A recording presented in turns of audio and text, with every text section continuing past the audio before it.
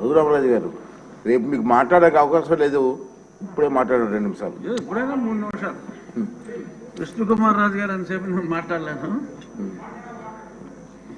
ఈ ఋషికొండ వ్యవహారం మీద ముందుగా రామకృష్ణ బాబు గారు, అక్కడ జనసేనకు సంబంధించి మూర్తి యాదవ్ అనే కార్పొరేటరు, వాళ్ళు లోకల్గా దాని గురించి వివరించడం, అదే సమయంలో నేషనల్ గ్రీన్ ట్రిబ్యునల్కి నేను ఒక రిప్రజెంటేషన్ ఇస్తే దాన్ని సువోమోటోగా వాళ్ళు దాన్ని స్వీకరించి ఆ కన్స్ట్రక్షన్ని నిలుపుదల చేయమని చెప్పి ఒక ఆర్డర్ ఇస్తే దానికి హైకోర్టులో మీరు స్టే తెచ్చుకోవటం జరిగింది. ఆ సమయంలో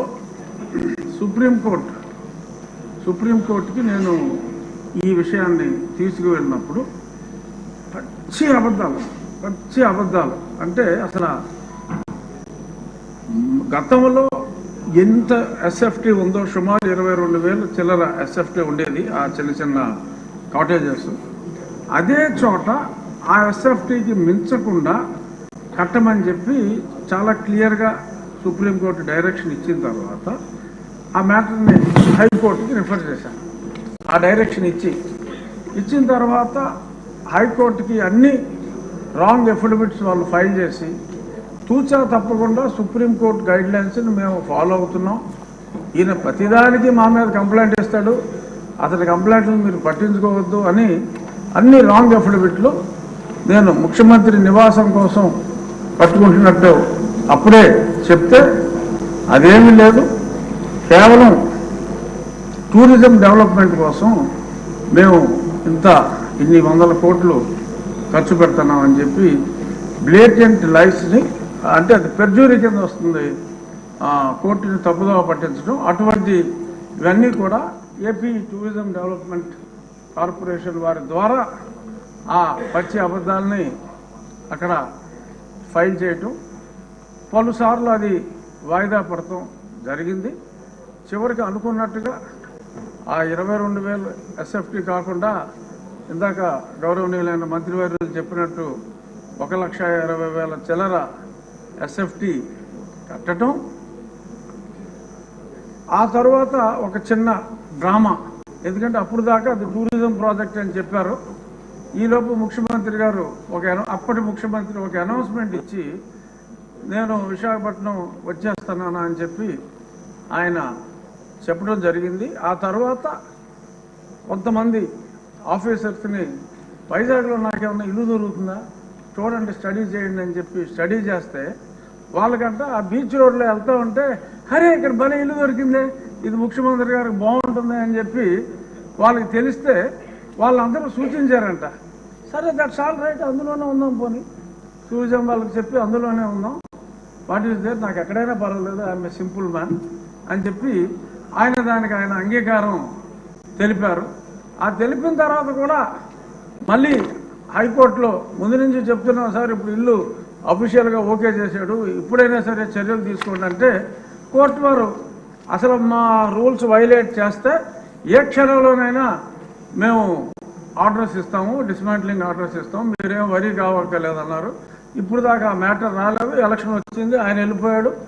సో ఇప్పుడు ఆ ప్రాపర్టీ, ఎందుకంటే ఆయన అంటే డిస్ట్రక్షన్తో మొదలుపెట్టారు, నాకు తెలిసి గౌరవనీయులైన ముఖ్యమంత్రి గారు ఈయనంతా కన్స్ట్రక్షన్ బేస్డ్ యాక్టివిస్ట్, అతను డిస్ట్రక్షన్ బేస్డ్. సో కాబట్టి ఒక 500 కోట్లు ప్రజాధనం దుర్వినియోగం చేశారు, శిక్షించాలి అని చెప్పి మా విష్ణుకుమార్ రాజు గారు గట్టిగా చెప్పారు. కానీ కొన్ని వేల కోట్లు రకరకాల ఇష్యూస్లో దుర్వినియోగం అయినాయి. ఈ 500 కోట్ల వలన అతను అలరయ్యి ఒక మంచి ప్రభుత్వం రావడానికి దోహదం చేశాడు. కాబట్టి అంటే నెగిటివిటీలో పాజిటివిటీ వెతుక్కోవటం. సో అంచేత 500 కోట్లు ఖర్చు పెట్టి ఆయన కట్టుకున్నది ఇల్లు కాదు, ఆయన రాజకీయ సమాధి కట్టుకున్నాడని చెప్పి భావిస్తూ 500 కోట్లని మనం క్షమించేయచ్చు, చూడవలసిన వాటి మీద ఎలా అధ్యయనం చేయాలో చూడాలని. Perhaps this is my last speech. ఇక్కడ కూర్చుని మళ్ళీ దాలిక కట్ కాబట్టి దీని మీద లాస్ట్. సో దీని మీద రేపు జరిగే చర్చ ఆసక్తిగా ఇవ్వచ్చా?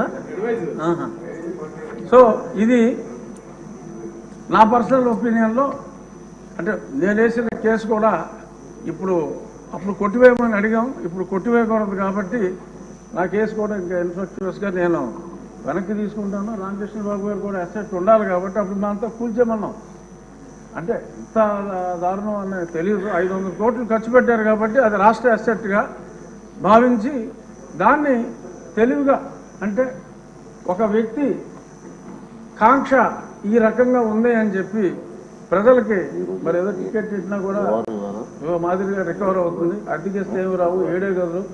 సో అంచేత దాన్ని ఒక మాన్యుమెంట్గా ఉంచి ఒక నియంత కట్టుకుందాం అనుకున్న ఒక పేదవాడు కట్టుకోవాలనుకున్న చిన్న గూడు ఇదని చెప్పి మనం దానికి ఒక టికెట్ పెట్టి ముంతాజ్ కోసం తాజ్మహల్ కట్టిన షాజహాన్కి మరి ఇప్పుడు గుర్తింపు వచ్చింది.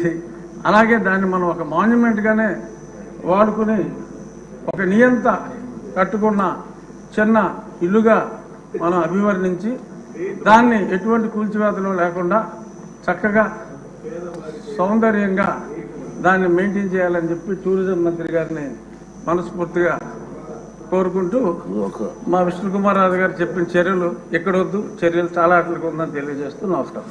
రామకృష్ణ బాబు గారు, రామకృష్ణ గారు